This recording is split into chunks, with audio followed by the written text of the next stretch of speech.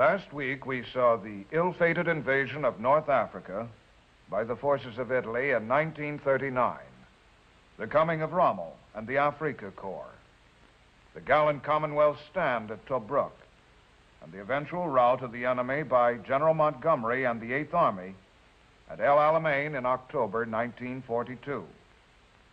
Today, we continue our story.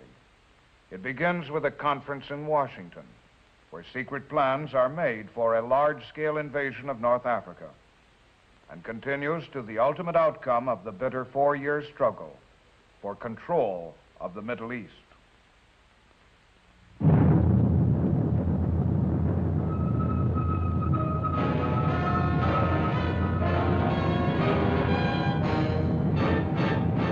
The United States Army presents The Big Picture, an official report produced for the armed forces and the American people.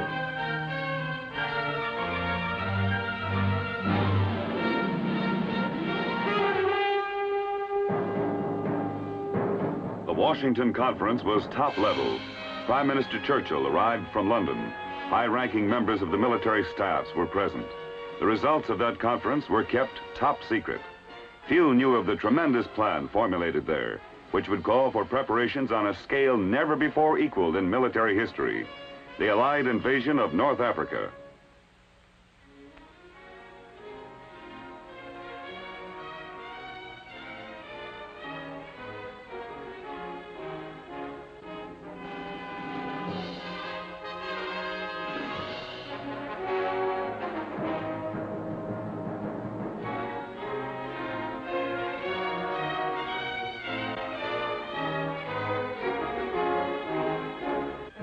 There were 123 days in which to get ready.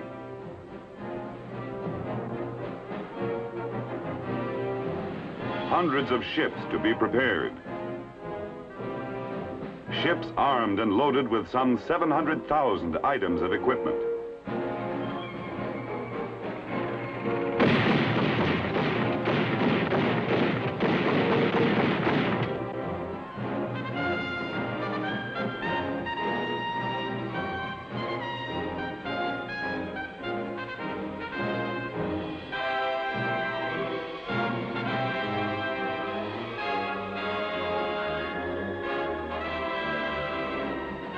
Tons of supplies, stockpiled for what was to come.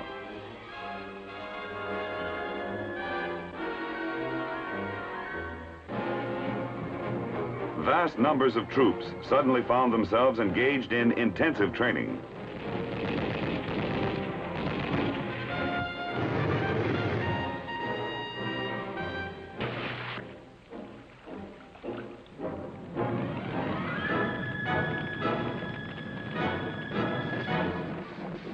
As the days passed, it was evident that something big was at hand, big enough to involve a maximum effort from two continents, from both Britain and America.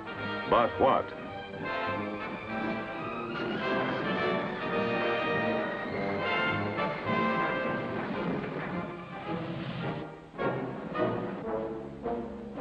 October 24, 1942. While the British Eighth Army was smashing Rommel and the Germans at El Alamein, a vast troop convoy set sail from American ports.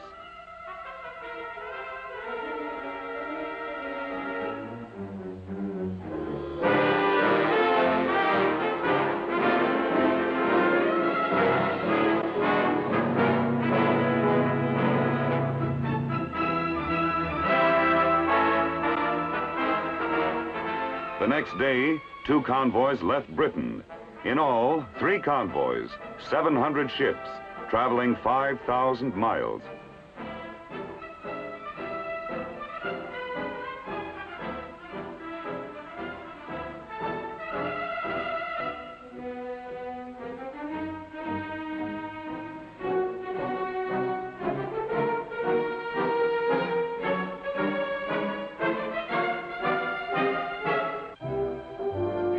As yet, the men aboard the convoys had no inkling of the scope of their undertaking.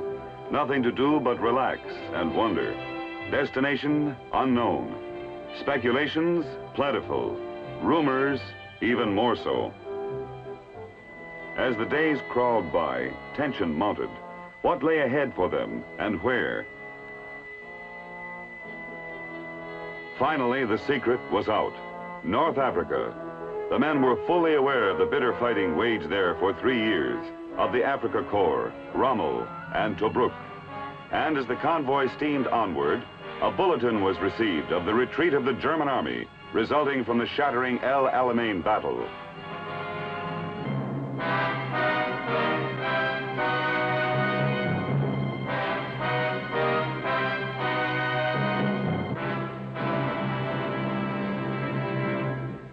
The plan, invasion. The objective, rout the Axis powers from North Africa.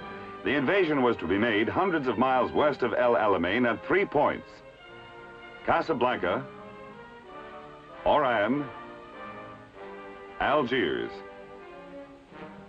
General Mark Clark had previously landed in Algeria to confer with French officers.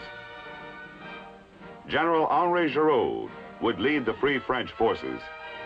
The entire operation was under the command of General Dwight D. Eisenhower, appointed by the Joint Chiefs of Staff.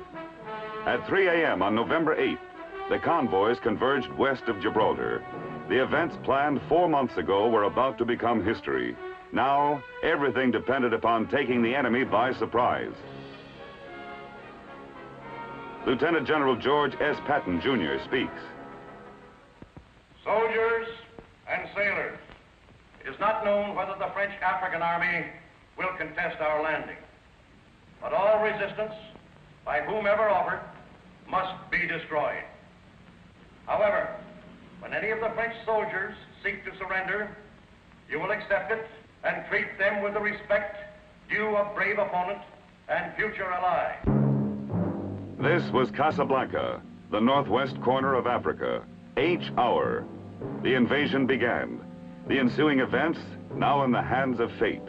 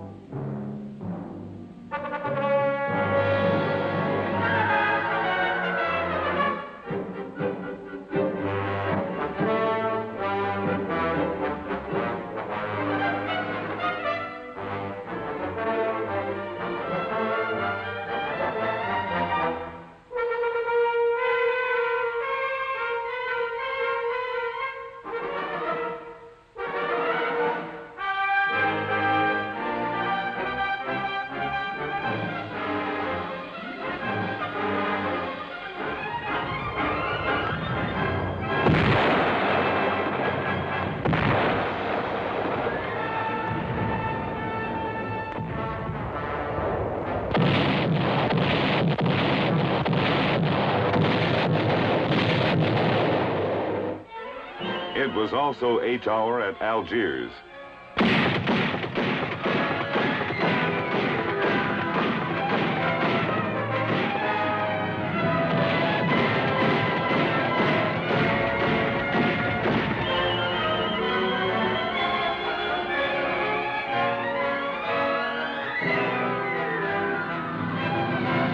Planes based at Gibraltar flew over to give extra insurance for the success of the operation.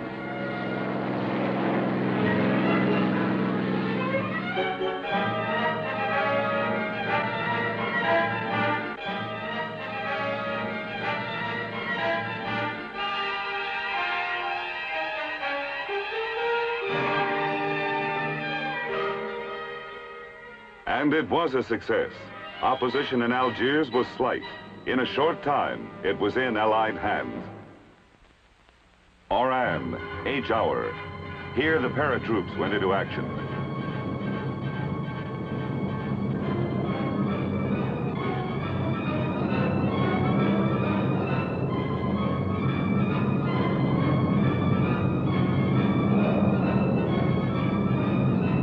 Fighting was bitter, but after 2 hard days, troops of the enemy Vichy French capitulated. Oran was taken, 2 down, 1 to go. But at the Atlantic port of Casablanca, there was trouble. The Vichy French Navy still fought for the Axis. Fighting on the water was heavy. Allied guns pounded the port and the Vichy fleet. The battle lasted for 5 grueling days.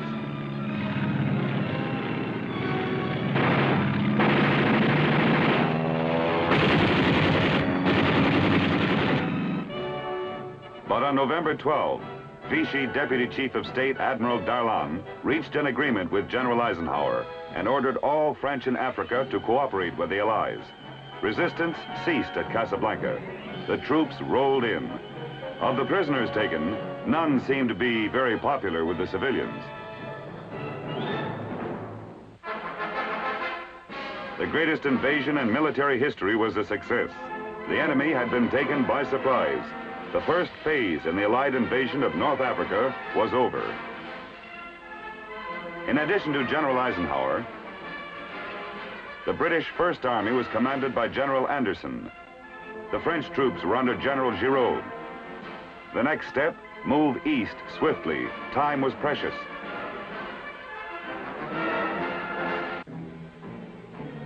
The Allies moved toward the Tunisian border, hoping to reach Bizerte and Tunis before the Germans could rush in reinforcements.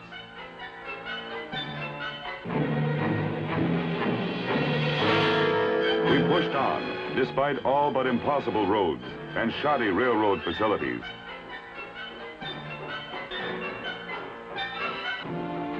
But still we moved on, by land and in the air, which was our best means of transportation.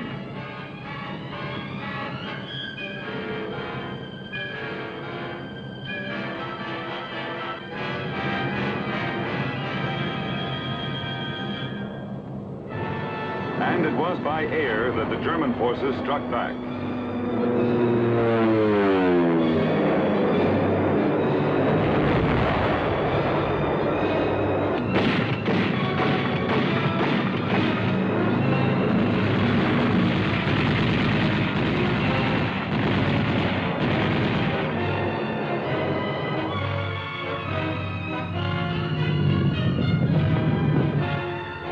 As they did, German reinforcements poured in from Sicily.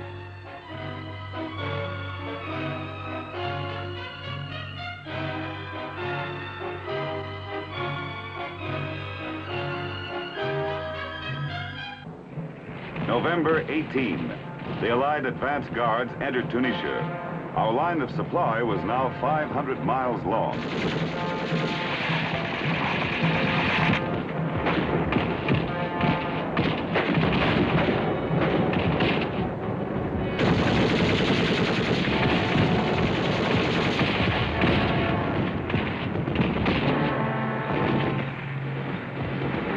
We were moving fast. We had to.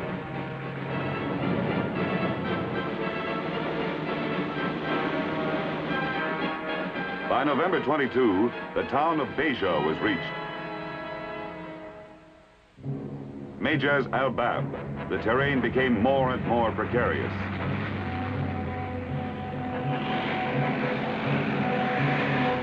November 25, at Mejaz al-Bab, the first tank battle occurred. The Germans lost 15 tanks and withdrew.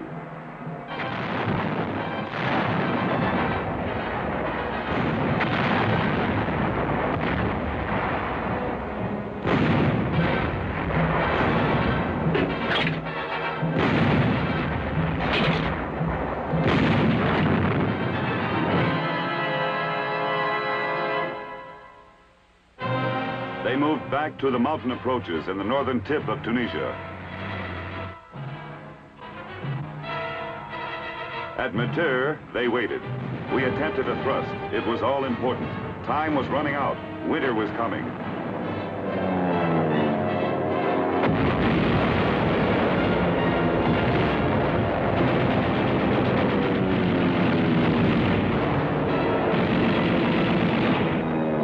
This time, we failed. The Germans were too strongly emplaced.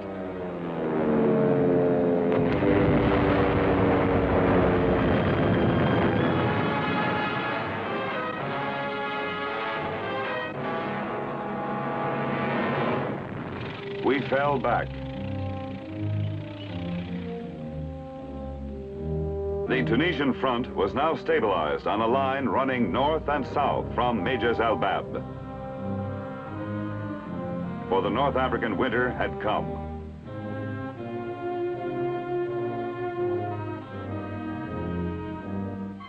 The war bogged down in a morass of mud. hopes for a lightning victory in North Africa were forgotten.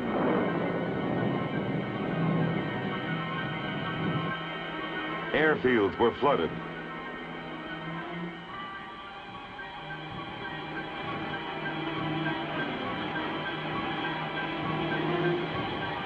Bad roads became worse. With the line stabilized, the war became a waiting game.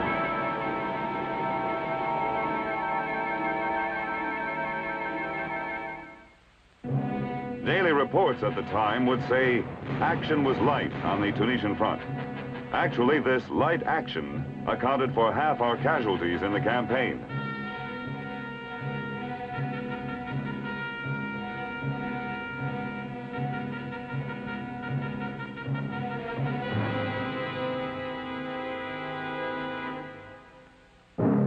During this time, patrols were sent out continuously.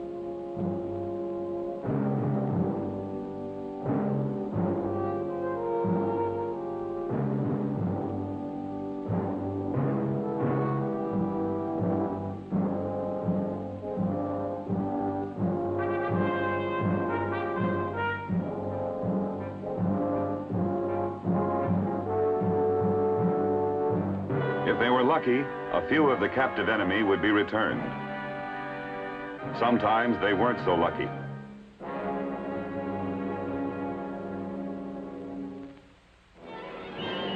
In the clouds, there was more activity.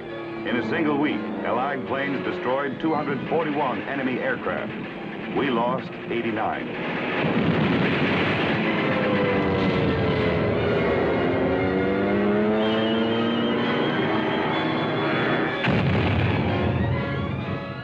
From our bases, it was possible to make devastating attacks on Italy, Sardinia, and Sicily.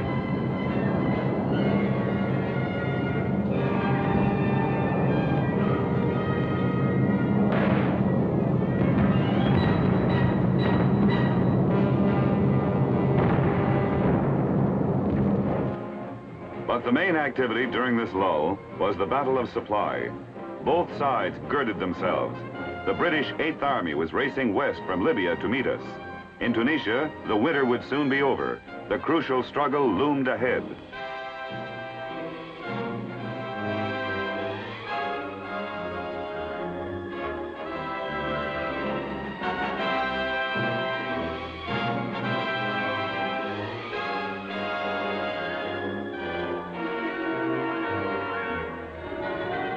But there was one day when the struggle was momentarily forgotten. A day dedicated to peace on earth. Christmas in Tunisia, 1942.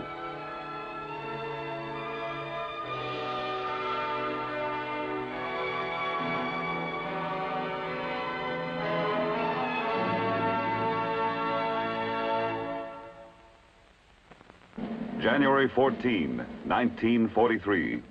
American troops in Casablanca were startled to see a familiar face from home. The president arrived.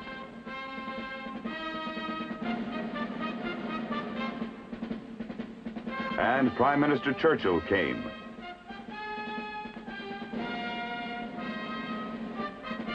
General Charles de Gaulle and General Giraud were brought together to unite the fighting men of France. The Casablanca Conference was underway. It was held to set the requirements for victory, not only in North Africa, but all over the world. The ultimate object, no appeasement, no negotiation, nothing short of complete victory over the enemy. In the Civil War, General Grant had first used the term. Now President Roosevelt used it, unconditional surrender. The stage was set. After the conference, Mr. Churchill flew to Tripoli and greeted General Montgomery. The climax in North Africa was approaching. But there was still fight in the enemy.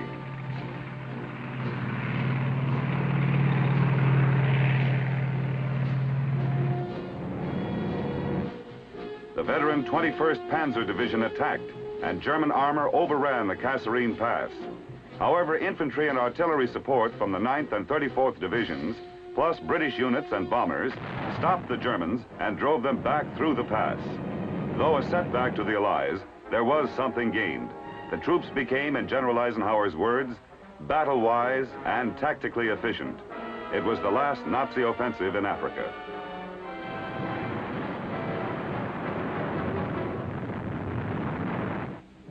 By this time, the British 8th Army had caught up with Rommel's forces at the Meerut Line. On March 15, 1943, Rommel was recalled to Germany. He never returned. His army had retired to the Meerut Line's fortified hills.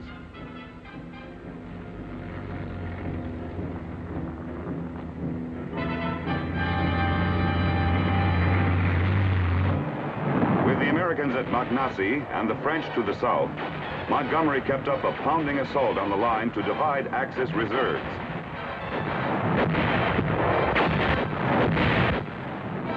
Pinning the enemy in front, he flanked to the left and delivered a telling blow. The New Zealanders moved on this flank. The 4th Indian Division circled the rear.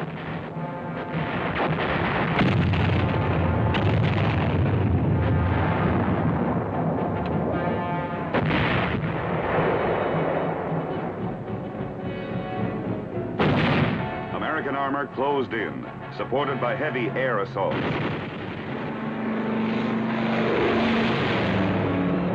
And the Meerut Line cracked. The Nazis abandoned the field with the light armor on their heels.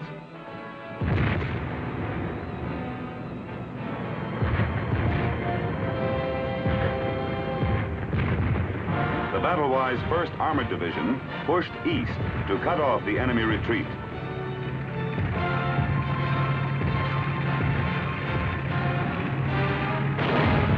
General Patton saw them close on the enemy flank.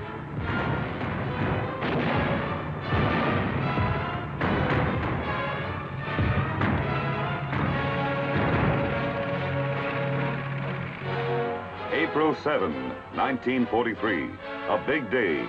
British patrols met advance guards of the American 2nd Corps on the Gab Road. Thus, Allied lines were linked. Now the British 8th could be supplied from North African ports, and troops could be shuttled along the entire Tunisian front.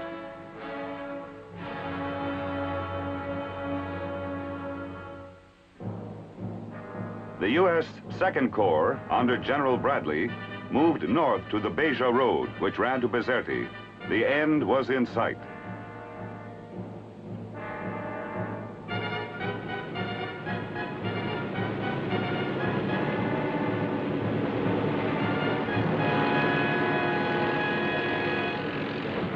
April 20, the British 8th opened the final offensive. Anfidaville was taken, and the natives began to return to their homes.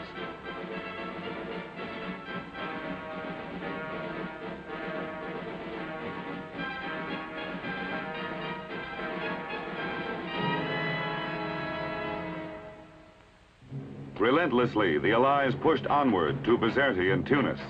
The going was slow, tough, and dangerous because the enemy was holed up in the surrounding hills. Key positions often changed hands several times before the German defenders were forced to fall back. Hill after hill was stormed or flanked in bitter fighting. Our big attack was at Jabal Tahent, Hill 609. It was a main enemy position. On April 28 and 29, the enemy laid down a heavy mortar fire, and we replied with artillery as we attempted to storm the heights. The going was rough. On May 1, we took Hill 609. The plan for victory in the northern tip of Tunisia had been likened to a cylinder, a machine to compress the enemy until he was destroyed. The compression was about to show results. Swiftly, one by one, the towns on the road to Tunis and Bizerti fell. Matur, Massacolt, Ferryville. There was no stopping the Allied push now. The enemy found themselves forced into a pocket from which there was no escape.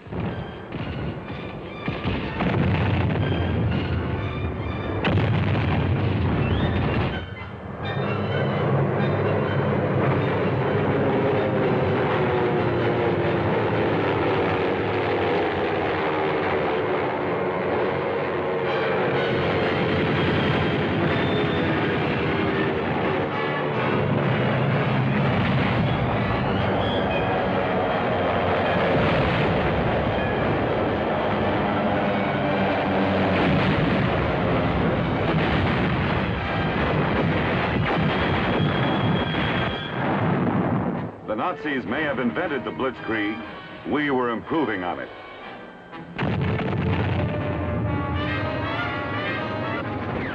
The armor forged ahead. Tanks broke through enemy lines. On May 7, 1943, the Germans were surprised by the Allied arrival outside Tunis. There was no organized resistance.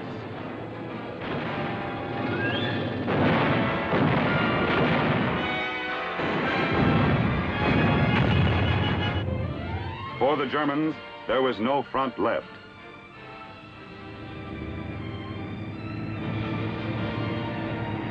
The town of Tunis was turned into a carnival. The streets were so full of crowds and celebrations, traffic could hardly move.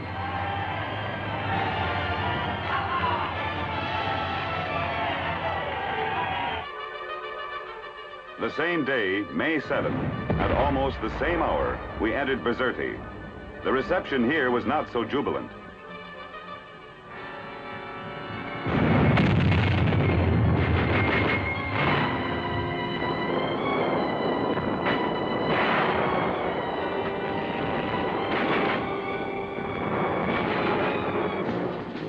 Hitler had ordered his troops to fight to the last cartridge, but there was no fight to the finish. Still fond of parades and brass bands, they marched in. Total, wholesale surrender. Among the 267,000 prisoners taken were 14 German and 4 Italian generals.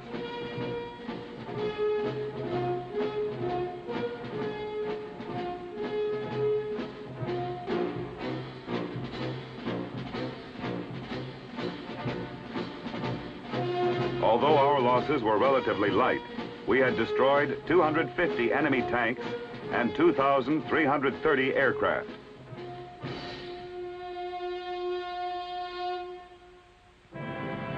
Now Air Marshal Tedder launched a furious assault upon Italian islands off the Tunisian coast. By June 13, the last ones were taken. The conquest of North Africa was complete.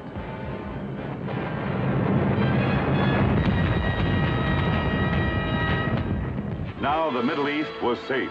Africa was liberated. And from there came re-echoing the phrase that would be fulfilled in the invasion of Italy, D-Day, VE Day, unconditional surrender. El Alamein had been the end of the beginning. For the Axis powers, it was now the beginning of the end.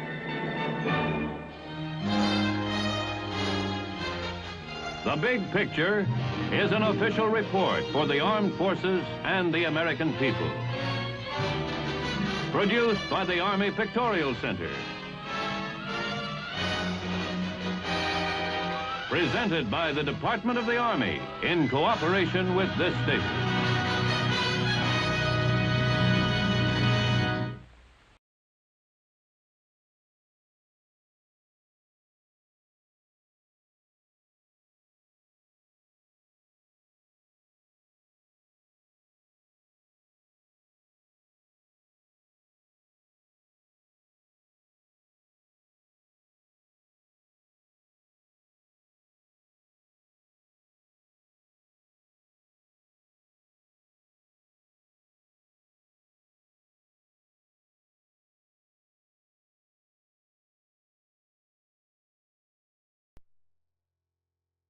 Thousand miles.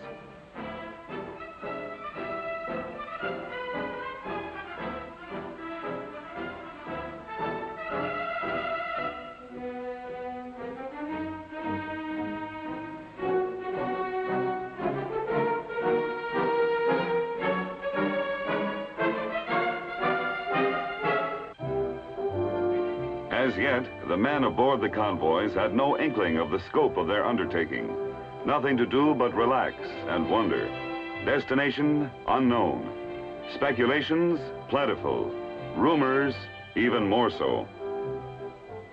As the days crawled by, tension mounted.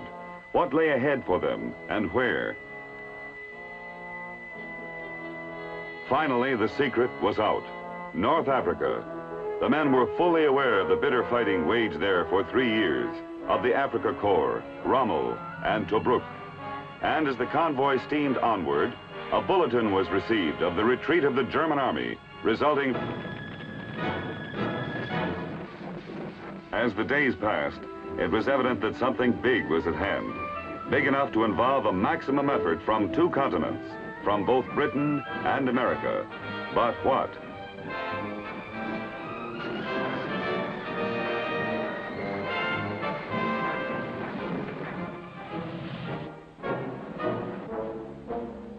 October 24, 1942.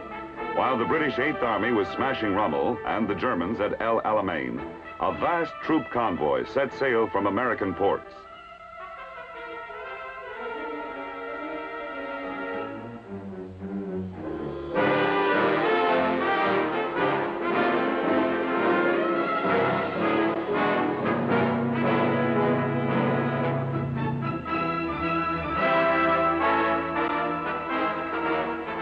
The next day, two convoys left Britain. In all, 3 convoys, 700 ships, traveling 5 hundreds of ships to be prepared. Ships armed and loaded with some 700,000 items of equipment.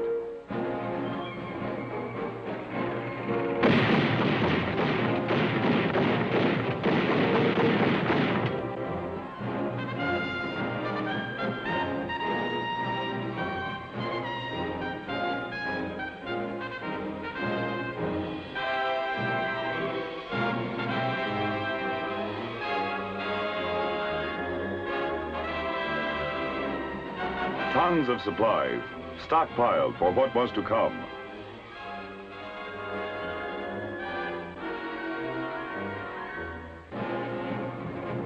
Vast numbers of troops suddenly found themselves engaged in intensive training.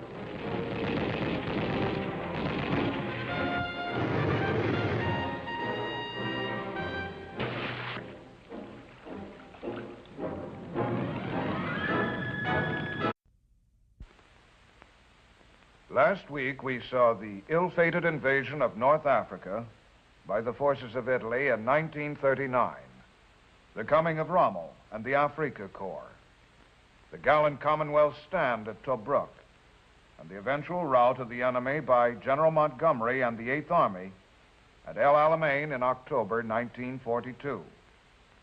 Today, we continue our story. It begins with a conference in Washington, where secret plans are made for a large-scale invasion of North Africa, and continues to the ultimate outcome of the bitter 4-year struggle for control of the Middle East.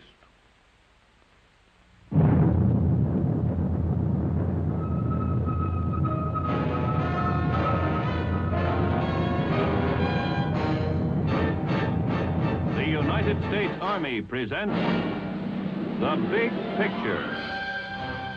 An official report produced for the armed forces and the American people.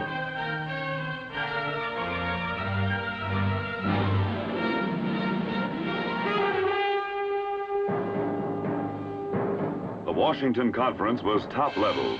Prime Minister Churchill arrived from London. High-ranking members of the military staffs were present. The results of that conference were kept top secret.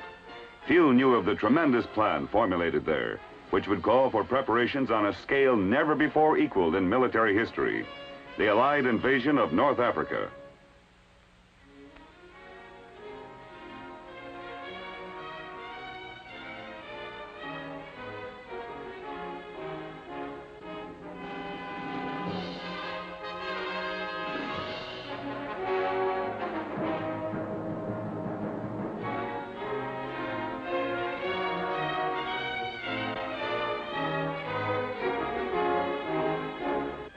There were 123 days in which to get ready.